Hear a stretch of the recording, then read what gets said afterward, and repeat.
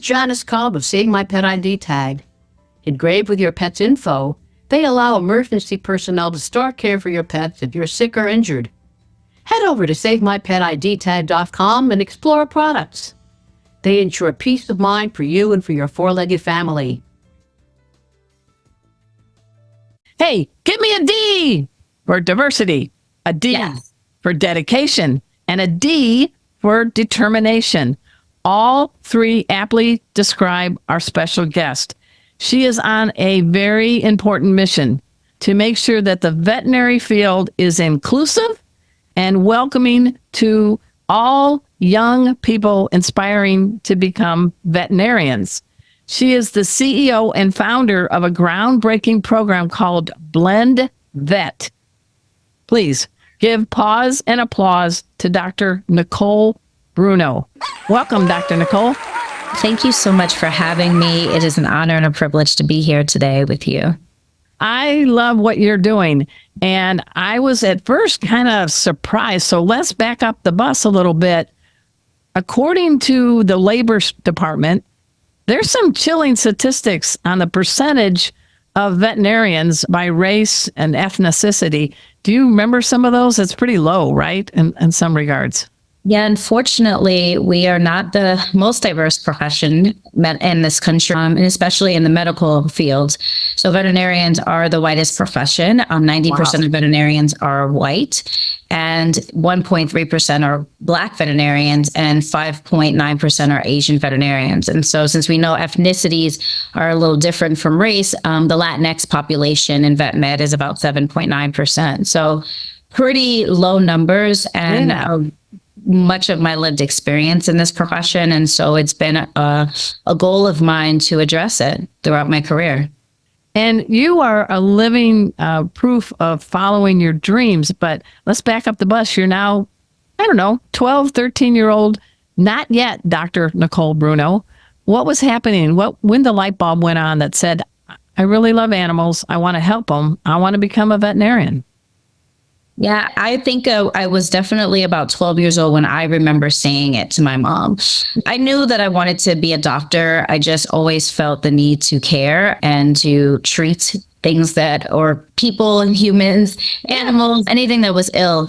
But I grew up in an apartment complex in Queens, New York, and we weren't allowed to have pets. And so, the stray animals of the neighborhood became my pets until I was able to convince my parents to let us sneak in a cat. But do you remember the cat's name? Oh, of course. My cat's name is Pretty Boy. It was a Siamese cat. Lady and the Tramp had come out, and I got exposed to Siamese cats at that time. And I just wanted one of my very own. And I begged and pleaded. And I took the cat. I thought it was a girl. I named it Pretty Woman because that was the movie that was around, even though my mom wouldn't let me watch it. But you know how kids are. Yeah, I got you. I just loved the concept. And I named the cat Pretty Woman. And I took it to the vet. And the vet was like, we have to talk about this.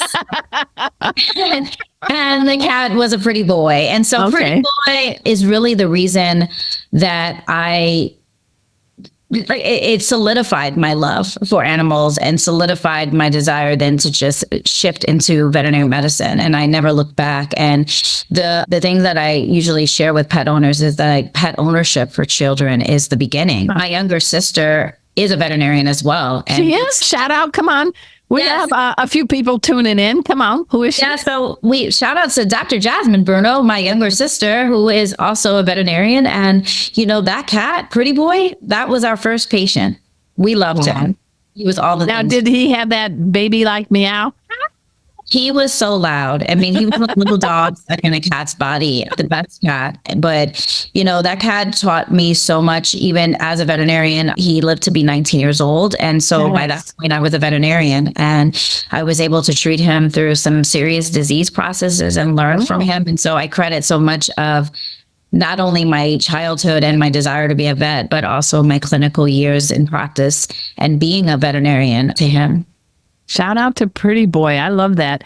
Now, you are a veterinarian. You went to Cornell, correct? Yeah, I did. That's a pretty decent veterinary school. Years ago, I was the editor of the cat magazine at Tufts, Catnip, but I contributed to Cat Watch and Dog Watch. So I met a lot of the veterinarians at Cornell.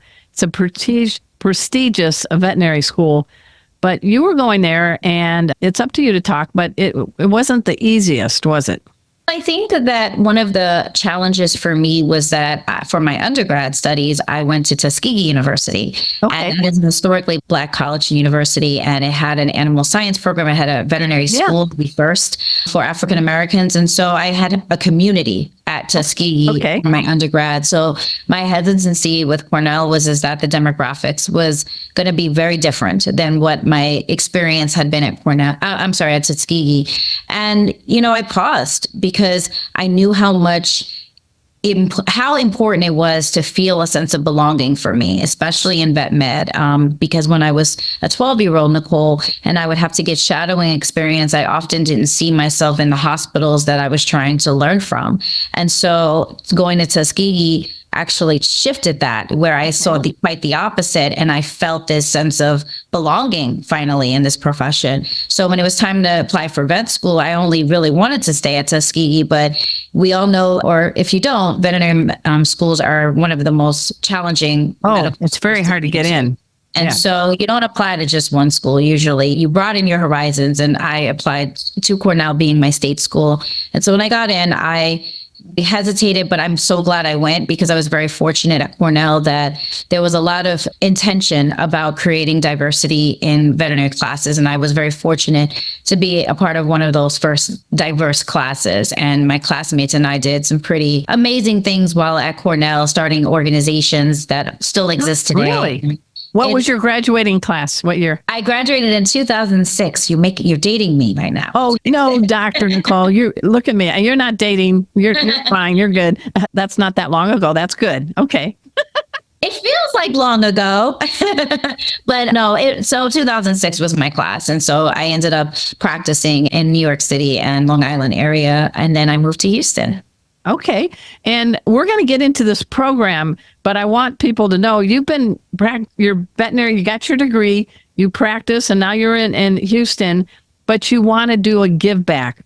So we have a couple minutes before the break. Can you talk a little bit about what the heck blendVET is? blendVET.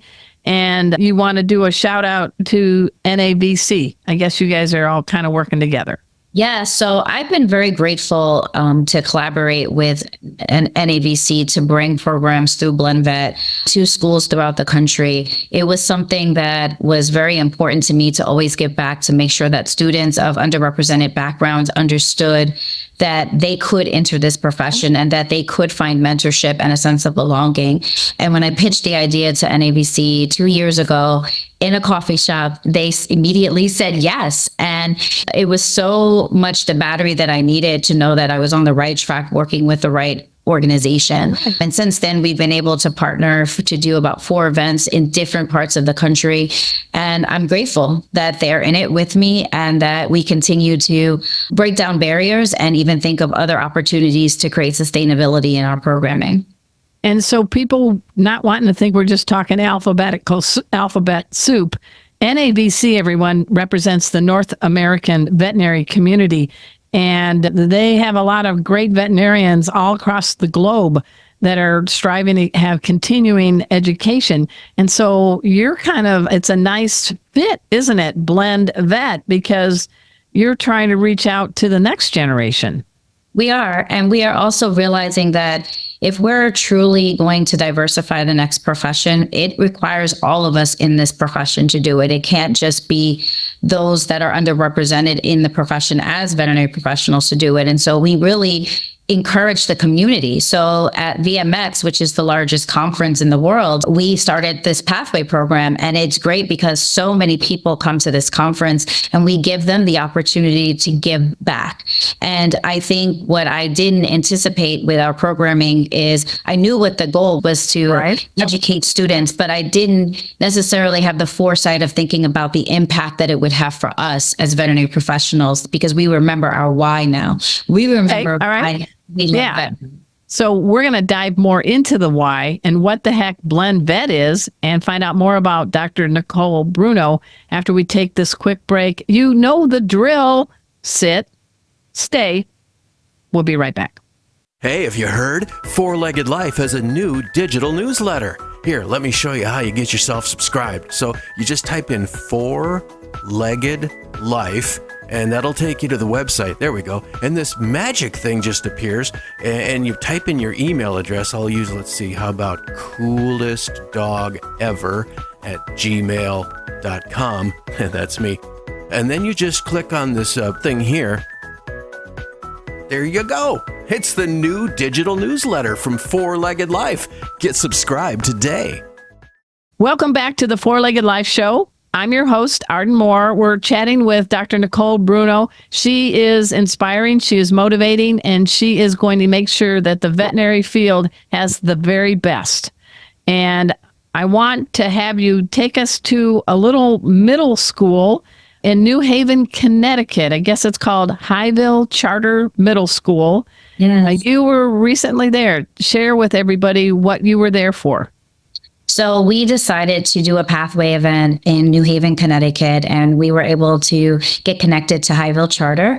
One of the reasons why New Haven was a soft spot for me was not only being in the Northeast, I'm as a New Yorker supportive, but Connecticut itself is a state that doesn't have veterinary schools. And so typically students that might be interested in doing vet med don't have a vet school in their backyard, in their state to consider visiting or learning more information on. So they have to go out of state. And so they take more of a commitment in out of state tuition and the burden. And so it was important for me to partner with that school and bring a day of programming for those eighth graders.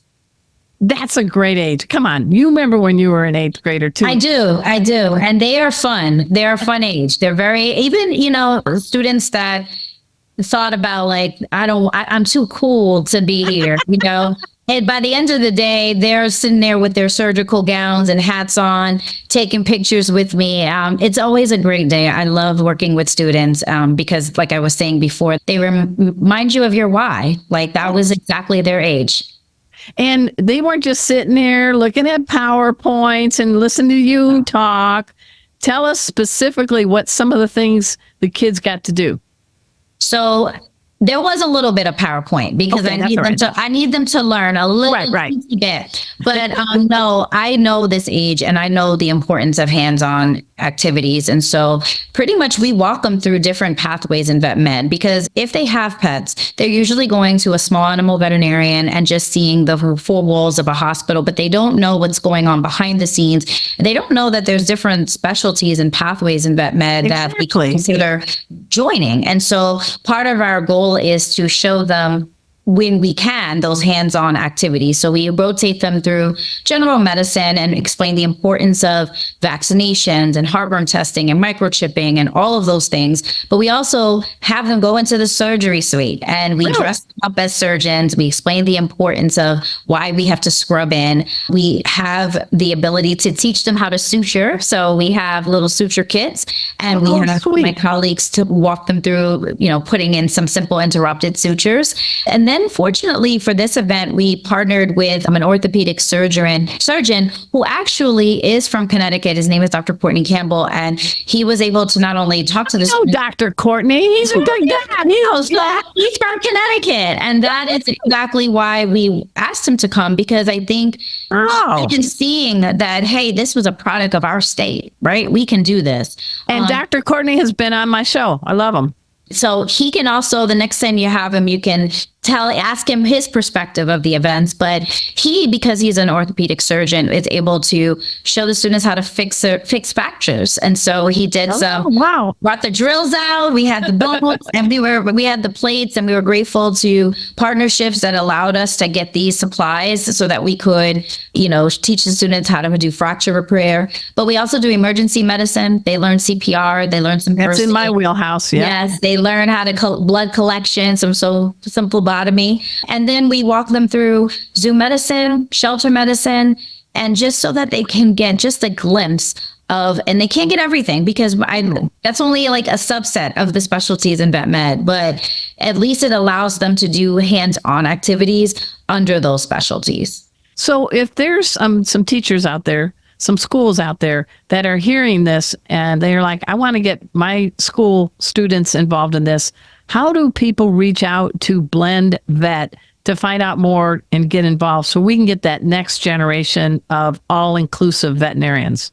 Yeah, they can certainly go on our website, blend.vet, to learn some more information. We have an inquiry form, and then if the school is interested, then we follow up with them and, try to see how it falls with the schedule and whether or not we can get there. But my goal is to continue to do these programming and to also work with veterinary schools to try to get those students that next step afterwards, working with the local communities to get the students shadowing experiences. I just don't want it to be a one and done when we show up. I want there to be some level of commitment and sustainability in our programming. So when you go to these conferences, you're talking to your peers, and how do you pitch, hey, you need to have some of these kids shadowing you at your clinics? I remind them that when we have to go to vet school, we need the hours, we need the experiences, and that is part of our application process to vet school. This is how admissions know that we are serious about it. And it's something that can be challenging when there's barriers for students, when they cannot necessarily volunteer their time, where they actually need that first job to provide an income and support for their families. And so I remind them, everybody's experience and journey into this profession looks different. And for those of us who have the ability to open our doors and allow students to shadow, this is how we do it, and this is why. And my hope is that they will continue to show up as they do for our blendVET events, that they will continue to offer their hospitals, and that we also can work with larger, stakeholders and schools to be able to provide that second step. And I'm just grateful again for that partnership, because working with NAVC allows those doors to sometimes be open to provide that extra support. I like that. Now, you have been described, you say, as an Afro-Latina. Yes. Where are your roots? And I'm so proud to hear that both you and your sister, Dr. Jasmine, are veterinarians. So come on, tell us your background. So my mother is African-American and my father is Colombian. He is a native, born and raised in Barranquilla. And, I grew up in New York City with my sister. And, it was very important for us to be aware of both of our cultures, because they weren't something that we could separate. And it's kind of why I named the company Blend, because I'm a blend. I like that. Of cultures. And you speak other languages? I would like to say that I'm fluent in Spanish, but that's not the case. I understand more than I speak. I speak amazing Spanglish, though. And I'm doing Duolingo, so I say to people, I say, yo aprende hablar español despacio, por favor. Sí, es muy importante, despacio. Despacio means, everybody tell us. Slowly, speak slowly. And for me, that is a barrier, because a lot of times when I start speaking Spanish, they speak very quickly. So I say despacio. You say despacio too, but, right? It's very important to, remind students, because I try to tell them that if you know multiple languages, you have a superpower, because as a veterinarian, you're going to be able to really help all your clients that come into to the hospitals. What do you see as the special challenges facing the next generation of veterinarians? I think that there is certainly challenges with student loan debt and why people may not want to consider coming into this profession. I think we all have our calling to want to do the medicine, but it's hard when you can't necessarily have the life because you come out of school with such debt. Yeah. I think also, costs are rising in medical care across the board, and it does impact veterinary medicine. It does impact, we are a business too, and we have to be able to provide support to not only ourselves, but to our teams. And it's becoming a challenge sometimes to provide that level of care because it has to increase the cost of care. And I think that in some cases, it becomes troublesome since we can't treat. The one thing that we want to do is treat the pets, right? And so trying to find opportunities for us to be able to provide access to care to all in spite of the socioeconomic hardships is really important and something that's on the forefront for this next generation. And I'm hopeful because I think that we're starting to recognize it's shifted and collaborate more. blendVET is we keep that in the forefront of our programming because we know that when we're educating children about pet care, that they need to be able to now go to the vet. And so in some of our pathway events, we've been able to partner with humane societies to provide those wellness clinics at the school. So we just have about a minute left. Who are your current pets, and how have pets, dogs, cats, whatever, made you a better person, Dr. Nicole Bruno? So I have two, and one is Jimmy Choo. He is named after the shoes. I love him. He is my 16-and-a-half-year-old Shih Tzu, and he has been my little companion with all the phases of my life, even pre-children. And he's been a great big brother to my human children. So I love him a lot, and I know every day at this point in his life is a gift. So to not have tears flowing, I will end Jimmy Choo's story right there. And then there's Sushi Rolls. And Sushi is my pandemic kitty cat. He looks Siamese when he was a kitten. And so my staff called me and was like, Dr. Bruno, there's a Siamese cat that I found. And remember, it's full circle. It was my pretty boy. I said, bring him in. He is a boy. You know now. You're a veterinarian. Under the hood. Yes, I did. I knew exactly. And I said, this is a boy. But we did name him Sushi Roll because he used to make little rolls in his bed at the hospital.